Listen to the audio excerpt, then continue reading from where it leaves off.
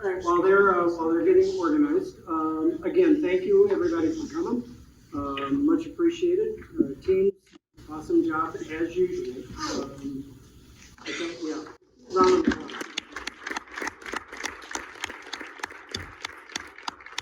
This is like the 9th one of these I've been at for CFA Minnesota, and I've seen some of the regional competitions too. I'll put any of our teams up against any team anywhere in the world any day of the week. So you guys are awesome. I appreciate it. So now it's the point in the program where we ask the judges if they would share a few comments for you with you. They might be about the presentation, your analysis, career advice, state of world affairs. Who knows where they'll go with it, but we'll turn it over to these guys. So why don't you, as you do this, just once again identify who you are and what firm you're at. Okay? All right? Any order. And are we doing any teams or we going by team? This is general. This is pretty much overall general commentary, not team specific.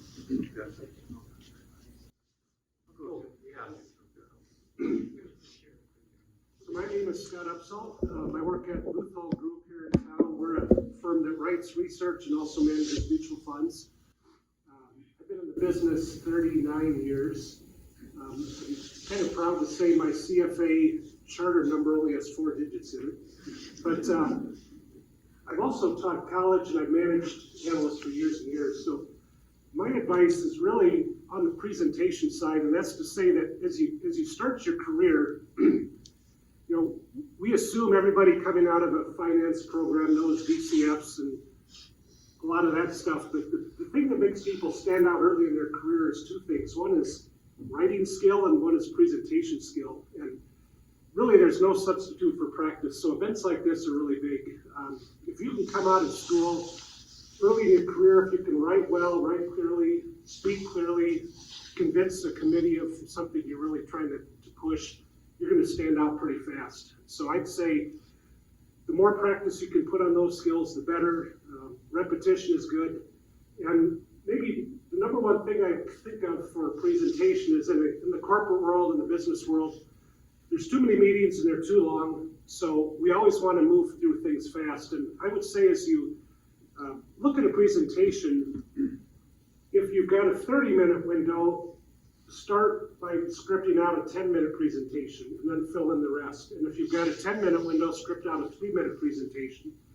The goal of that 3-minute presentation being tomorrow, next week, when I come back and think about what we covered today, I'll probably only remember 2 or 3 things you told me. And so I want you to be sure in your presentations to focus hard on those 3 things you want me to remember. Was it pricing power, the razor and blade model? Was it a DCF piece of information? But the best presentations are concise and they leave the listener with no doubt of what the key points are and what the decision point is.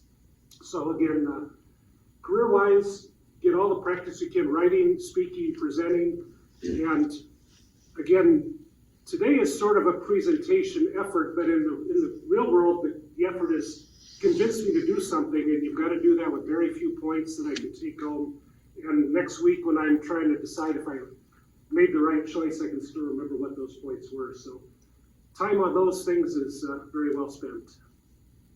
To follow that up, my name is Britton. I'm a partner and portfolio manager at MPMG. We manage about $1.2 billion in an all-cap, long-only, value-focused equity strategy.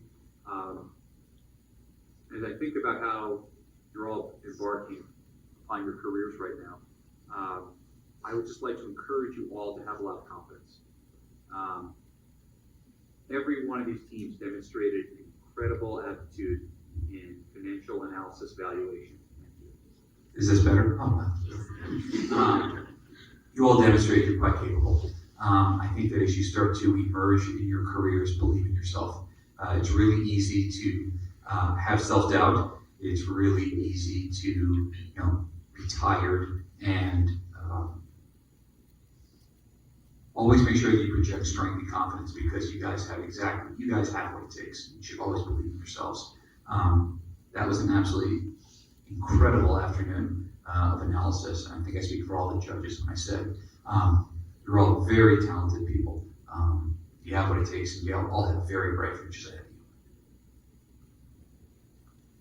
you. Yeah, I'll go because I got to hop and go to a flight home to Appleton, but I will say the career advice I give everyone is if you don't get a job doing investments right away and you really want to do it, just don't quit. It took me 5 years to get into the industry, right? It's a shrinking field in terms of the openings, so never give up, keep applying. And the second piece of advice would just always be networking, right?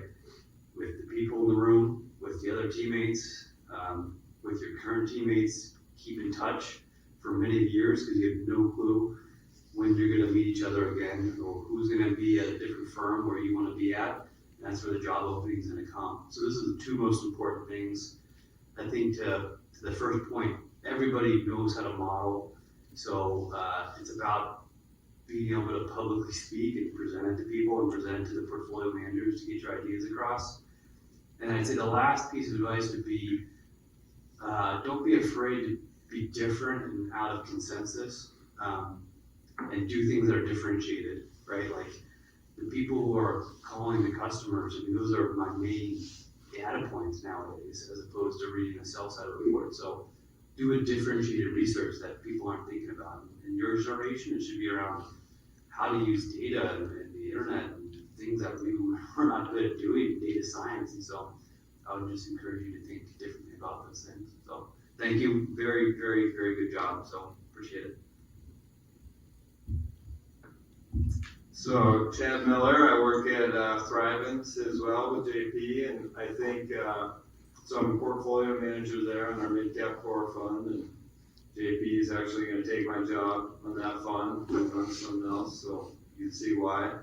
I think if for advice, I would just say, if you do want to get into investing as a career, to search out kind of the great investors that have come before us, and whether that's reading books or YouTube videos or any other material, and to go through all of them that have been successful in their career, and to try and pick out things that you identify with personally and make sense to you, and pull out the little pieces across the board from different investors and say, I really like this one from Buffett, or this one from Fisher, or this one from Klarman, and you create your own kind of investment philosophy that makes sense to you and that then you can run with and is unique and proprietary. And that is advantageous because, when things go against you, you've created something you can believe in. Versus if you try and copy someone else or be someone you're not, when things go against you and the investment is going south, you're not going to know where to turn to. So that's what I always tell, younger people coming into the industry, to really think about what makes sense to you and to create your own investment philosophy. And over the longer term, that's going to be the most valuable thing that you can have for yourself. Hello, my name is Martim Quayat. I'm the senior investment analyst at the city of Minneapolis. So we have about $1.2 billion of assets, and basically I manage the fixed income and the cash portfolio that we have to cover the operating needs, and then for the long-term strategic reserve of the city. I think first of all, congratulations, for doing this. This is a tremendous amount of time and effort and dedication. I'm very impressed with all of you. In many ways, I looked and I said, okay, these guys, they can do a better job than I do. When I think about it, one thing that I want to share is perhaps, there's only going to be one team that's going to win, right? And what I want to say is that, to some extent, don't be discouraged, because this is just one research challenge, right? That says, okay, this is equity analysis. But investment industry is just so much broader than that, right? It's not just equity analysis. And I remember being, in the MBA in the very same room, and then we had the Aristotle Fund, for example, that is part of endowment. And I applied to be there, and I did not get in, right? So, and my friend, a very good friend of mine, he applied to be in, He also did not get in. We are both CFA charter holders. We both work in the industry, right? There are other people that got in the fund, and they're in biology, they are, restaurant owners, they're doing something completely different. So don't be discouraged, if you're not right exactly on that path. And then one thing is that, I'll say something that, people might not like it, but I'll say it. So equity analysis is a little bit overrated, So it really is a lot of focus on discounted cash flow models when the business is so much more than that, right? And I would say, and perhaps because I work in fixed income, that fixed income is greatly underrated. So, no fixed income and cash. So if you know fixed income, then the equity part is just like adding things on top of it. And so what I recommend is go online and buy as many books on fixed income that you can and learn as much as you can on that, because if you know that, the equity part, should be the fun part in my opinion, right? So they might not like it. So that's it. So very, very good job. Now, I don't know about if this is all the comments that we have. I wish, we can give opportunities for people to ask questions. I think that would be very valuable. I'd love to hear from them. I don't know how much time I have or how it works. I can give you 90 seconds. No, if you want to, if people have a question or two, go right ahead.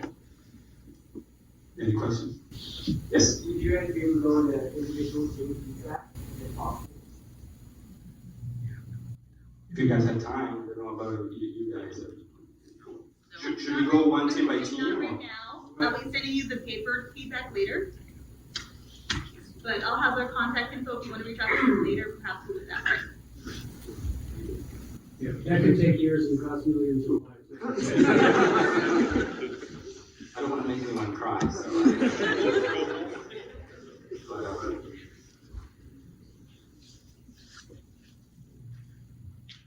All right, I'll pick someone then. So, how about someone here? What question do you have? Avoid eye contact. So avoid eye contact. So, yeah, what question do you have? Oh, yes, you. What are you mentioned a few things like within the industry that we should focus on, but then technically, what do you actually look at with a new analyst or with a new person, or in fixed income? Is there a different technical thing that you like? Yeah, no, that's fine. It does not have to be for me, by the way. The question can be the same one. Yeah, go ahead.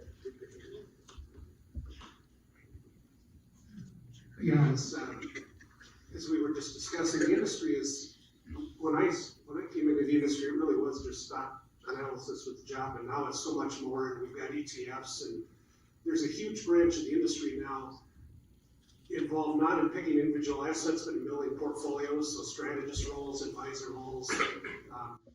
And I would say, coming into the industry new, educate yourself on all of those. So read up on ETFs, read up on model portfolios.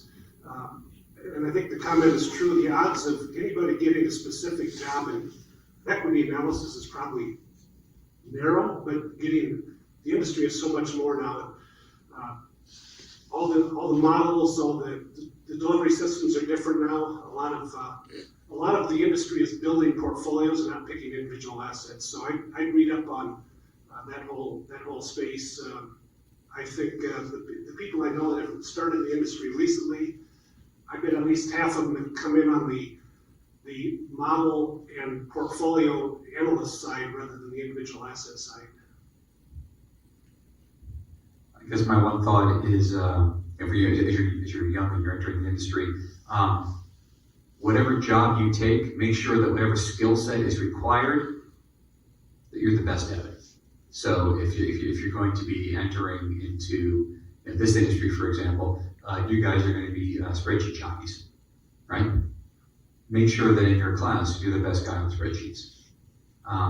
Also, there's certain things that you guys are blessed to learn that, frankly, people my age don't know how to do. There are, software programs, programming, writing certain kinds of code. I have no idea how to do any of that. So if that's going to be part of your first job, make sure you're the person who knows that better than anybody else. And my last comment is, there's a lot of value to being the last guy to leave.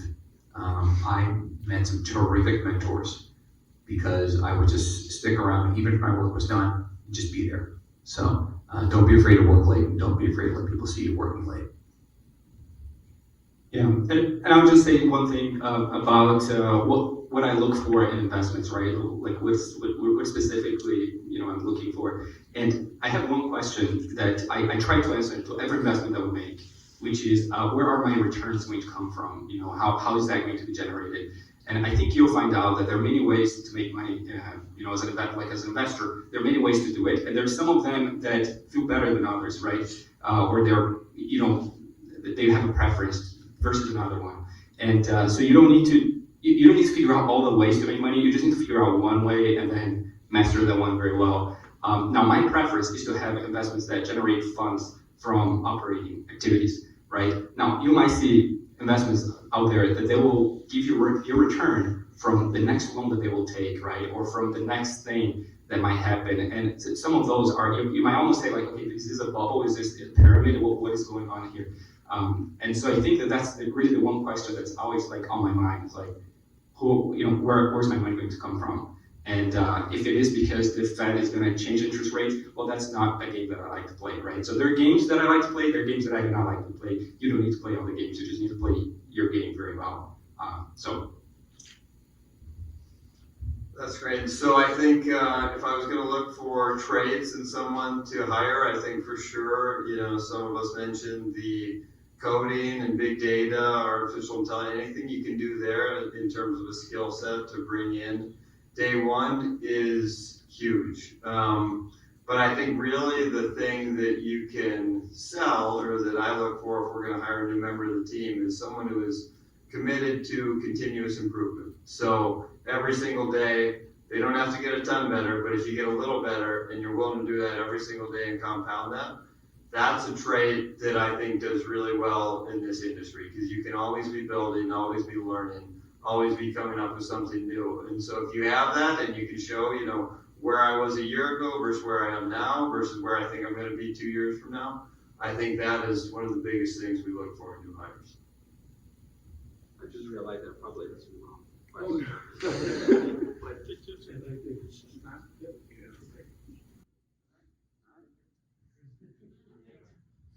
Well, thanks so much, judges. How about a round of applause for the judges?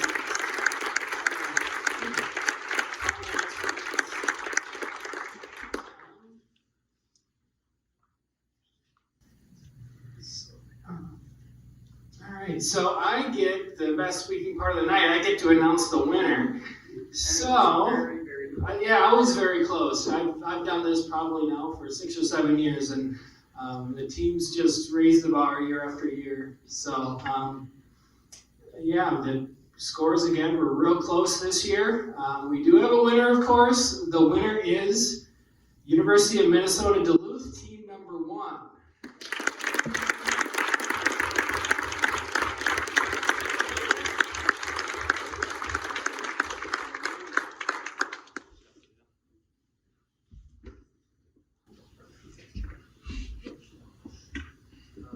Stand up again. Reenact that moment. Okay. Do exactly what you just did. Okay. Excellent. Thank you. Okay. All right. Now, do you have any parting words? Chris?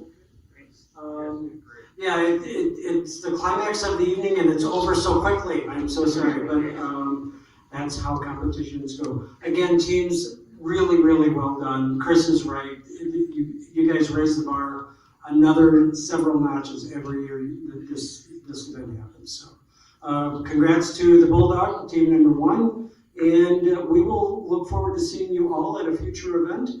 Drive safely, but before you do that, there's still some food out there that needs to be consumed. So, thank you very much, everybody. Thanks for coming.